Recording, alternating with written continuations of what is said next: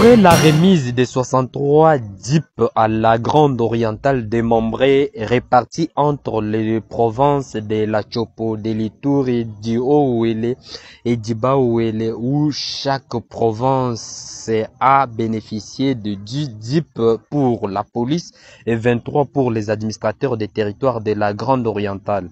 Le président de la République vient une fois de plus de remettre ce vendredi 29 novembre devant les gouvernorats de la ville de Kalemi de manière symbolique un total de 70 DIP de marque Land Cruiser au vice-premier ministre de l'Intérieur Jacquemain Chabani-Loko.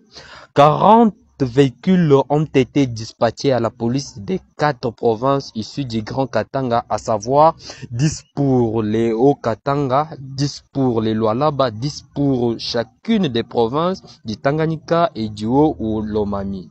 Ces engins roulants vont faciliter la mobilité de la police dans ces provinces afin de leur permettre d'accomplir leur mission avec professionnalisme, celle de protéger les personnes et leurs biens.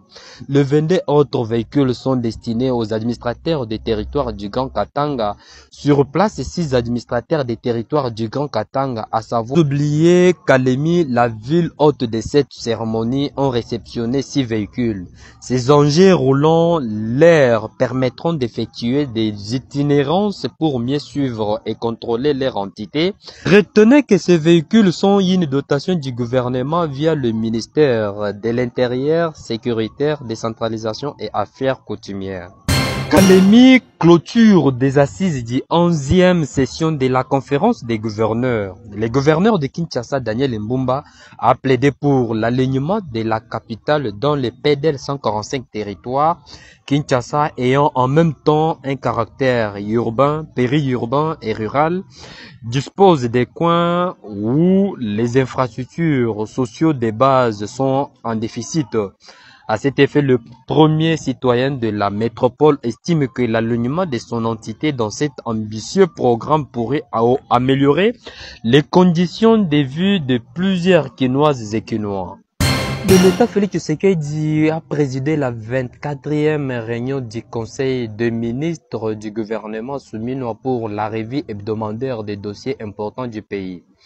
La communication du président de la République, le Conseil va passer en revue de la situation sécuritaire et humanitaire sur toute l'étendue du territoire national.